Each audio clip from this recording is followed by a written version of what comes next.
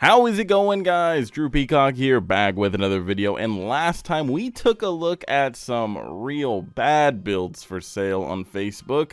Today, the opposite. We're taking a look at some gems, some things that you look for when you're looking for your next car. Unless you want to buy a bone stock car and then just destroy it yourself, that works too. But we're looking at some actual builds today. And some great ones, might I add that. Anyways, if you guys see any builds like this, send it to my Gmail, drewpeacock.clips@gmail.com. Today's video was supposed to be a car meet video, but the moment I arrived, the cops came, so they knew what was coming. They don't want us to succeed. Anyways, let's go ahead and dive right in. First car sold, 1999 Mazda Miata MX-5, $28,000 for a Miata. Homeboy smoking that good. Holy smokes. What do we think is underneath the hood on this bad boy? Because, I mean, it does look relatively clean. I will give him that. It is a clean looking car, but $28,000 clean? I mean, 30 racks almost for a Miata? A 99? Oh, that's pretty crazy. Anyways, paint job looks absolutely beautiful. It is a very nice, tastefully modded Miata. I love the fender vents. It looks really sleek. TE37s. It's got some front aero, got some canards. It looks like a dedicated track build. Like, this thing looks like it's ready to rip it on a track. This thing does not look like it's a TikTok car, which is great. But what does this bad boy have as a power plant? What is powering this Miata? It says 240 horsepower. Okay. What are we thinking, guys? What has 240 horsepower that would fit in a Miata? Got some gauges as well. Okay, real nice in here. Ooh, looks real good. Also looks like an S2000 dash. Might be wrong, might be right. Let me know. What does he have? A K series. We have a K swapped Miata. Oh, Miata boys. Why are you guys not all doing this? And you can see where it came from to where it is now. That is quite the build right there. That is quite the transformation. That is a beautiful looking Miata. Oh, I'm so jealous. I would drive a Miata if it had a K series in it. Or anything else for that matter. Maybe not. I mean, honestly, I think a K series is perfect. I think anything else is probably overkill. Maybe SR, maybe. But like people that do JZs, Brian, or like LSs, I think it's a bit overkill. It's still cool, don't get me wrong, but K series, like, this is still drivable. You could still track this thing, and this thing is probably so much fun. Oh, I'm so jealous. Anyways, let's look at the description. Wow, that is a long description. Yeah, so he has a K-swapped Miata. If you want to look at everything here, you can, but you don't need to. It's a 2006 K24A2 engine, Drag Cartel 2.2 cams. So he's got some head work. Looks like bolt-ons as well. Not a built motor, but you don't need that for 240 horsepower. It's a Honda. It'll last forever at that power. He's got all the suspension you could ever want. His exterior looks beautiful. He's got the AP2 cluster. Yeah, I mean, 28,000. Oh, Canadian as well. I don't know what that translates to into real money, but yeah, that's a good price. What is that? 20,900. So about $21,000 for this Miata, which honestly, I mean, for a full K swap build, track build, this thing is probably so much fun. I'm sure it's worth it. Anyways, let me know your thoughts. I really like this car. It looks like so much fun. And it's a hard top. Come on. All right, moving on. Next car, we have a 2017 Ford Mustang GT Premium Coupe. This guy's asking $50,000. Holy smokes. People are asking an arm and a leg. We had a $30,000 Miata, now a $50,000 Mustang. What the hell could this guy have done to his? Without reading the description, let's take a look. We got bead blocks. We got Ford Star. They look like F14 bead blocks, and then we got F14 skinnies up front. Hoosier tires. Looks like it's ready to just launch. I like the exterior. Looks pretty sleek. Was this car in an episode or no? If it was, I apologize. I don't know if it was. I feel like it was. I'm tripping. I don't know. We'll just act like it wasn't. I've never seen this before. Anyways, it's 44,000 miles on the build. Okay, we got a nice auto inside. It's not the Gen 3 10 speed, so we'll have to read his description and see if he swapped out or did anything. Kind of gutted the interior. Personally, I think you would have just saved more weight if you just got different seats. This is disgusting looking. Just go get some Recaros. Go get some aluminum seats if you're really ballsy or crazy. Oh, wait, maybe no. I think he did that for the cage. Never mind. I don't think he cares about weight. He still has all his interior in there. Okay, well then even then, just cut a nice hole for the pipe. Like, it would look a lot better than that. Or make a block off plate. Do something. That looks ugly. Anyways, we have harnesses that may not be connected to the bar behind it. It must be. There's no way he's submarining himself. Okay, we're building the Gen 2, and we have an aftermarket trans, because that is not stock. They don't come that pretty. We have some, oh, diff cooler, it looks like. Okay. Giant, thick sway bar. Oh, ooh, she's flashing us. We got a couple twins underneath the hood, and, I mean, not filters, but we got turbo guards. It's better than nothing, I guess. Oh, my God, look at all this beautiful stuff. Ooh, we got twins. If I ever have kids, I want twins. This is a great looking setup right here.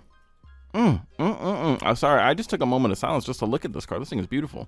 Moment of silence for all the cars he's gapped as well. You know how many people have probably seen these taillights? A lot. Anyways, his description: 950 wheel horsepower, 2017 Ford Mustang Premium in Oxford White, 44,000 on the chassis. Long build list. What trans does he have? Brand new 6R80 6-speed automatic transmission that's paired with a 252 millimeter 4K stall Circle D torque converter. E85 will tune it up to 1,000 wheel horsepower. It's a 9-second Mustang. Weighs 3,500 pounds. $30,000 in receipts, which is, I mean, it seems pretty fitting. I mean, just for my setup, swapping the Coyote into the 3-valve, it was about $30,000. So him building a motor, twin turboing it, building a trans, doing all that, yeah, it makes sense. It's all adding up real quick. So for $50,000, if you want a fully built, ready to go, ready to hit the strip car, this is a great option for you. Honestly, not that bad of a price. The only thing that scares me with stuff like this is, you know that it was driven hard already. You just got to hope that everything that was done to it was done right. Which, I mean, it looks like it was. So that's up to you, though. That is a gamble that I may or may not take. But at the end of the day, this is a great start. It's crazy. Nice car. $50,000. Go get it. All right, next car. Another Miata. Holy smokes, another Miata. Look at this, 1999 Mazda Miata MX-5 Miata. $8,000. Bit of a price difference. Let's see why this guy's only asking $8,000. Let's take a look. So we have another NB. Okay, I see an intercooler up front, so I'm guessing a turbo NB. The wing is a little bit much. The wheels look identical to what Brian had on his. They might even be the same things. Canard's not looking as fire as the other Miata. This is more of a TikTok looking build. Ooh, what is this? What is this exhaust? And whoever cut this shit needs to get their eyesight checked, because I mean, I could see squiggles from here and we're 5 feet away. That ain't even a 5-footer. This is like a 10-footer. Holy smokes. All right, the interior, not bad. No S2K cluster though. I will say that. No S2K cluster. The inside looks nice. Carbon overlays, I'm guessing. I mean, they might be real carbon, but we don't really care. Like, let's keep it real here. I'm not going to the meet looking at your interior and being like, whoa, he has a couple carbon pieces. I have this exact cup holder from AutoZone. It works great. I love it. Anyways, nice racing seat, nice harness setup. I don't care about everything that he did here. Okay, so it's a 01 to 05 1.8 VVT swap. Okay, that's the only thing that really matters. It has a Flying Miata turbo kit 6-speed transmission. Perfect. That's all that really matters. How much power does it make? 240 wheel horsepower at 10 PSI. So, that being said, okay, same horsepower, a fraction of the price. Which one are you taking? This one looks, no offense, way worse, but it's all it needs. It has the power, and he didn't go crazy with looks. It still looks like a pretty good track build, but it's not as overkill and as crazy and pristine as this one. However, if I was doing a track car and I had to choose between NA 240 horsepower and turbo 240 horsepower, I'm going to choose NA 240 horsepower. I'm choosing that. You're not going to have lag in and out of corners.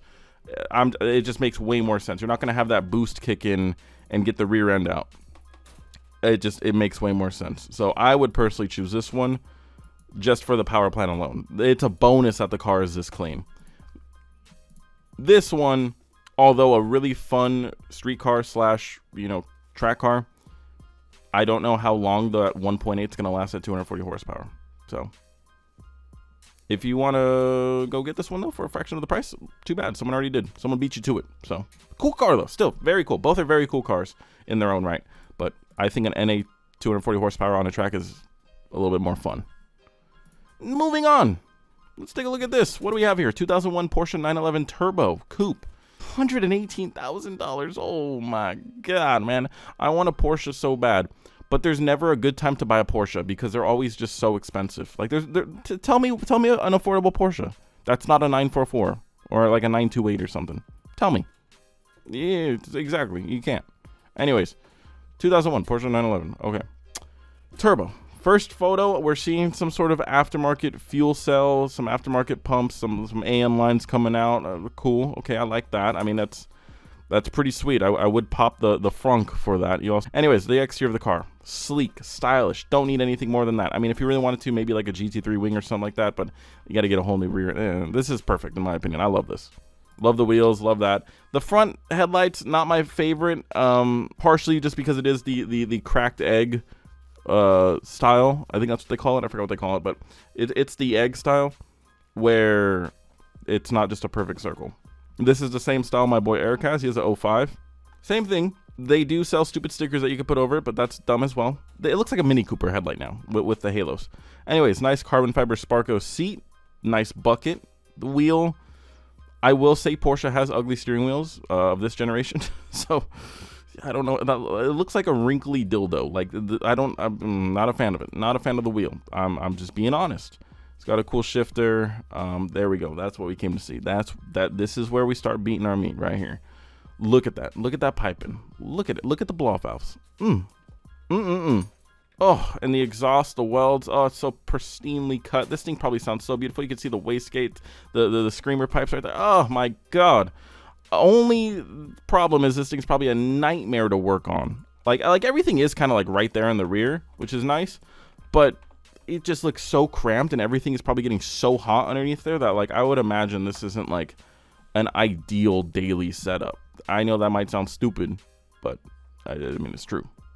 And you might be saying, well, why would you daily a 911 turbo anyways? Why wouldn't you? If you have $118,000 laying around, why would you not want to drive this every single day?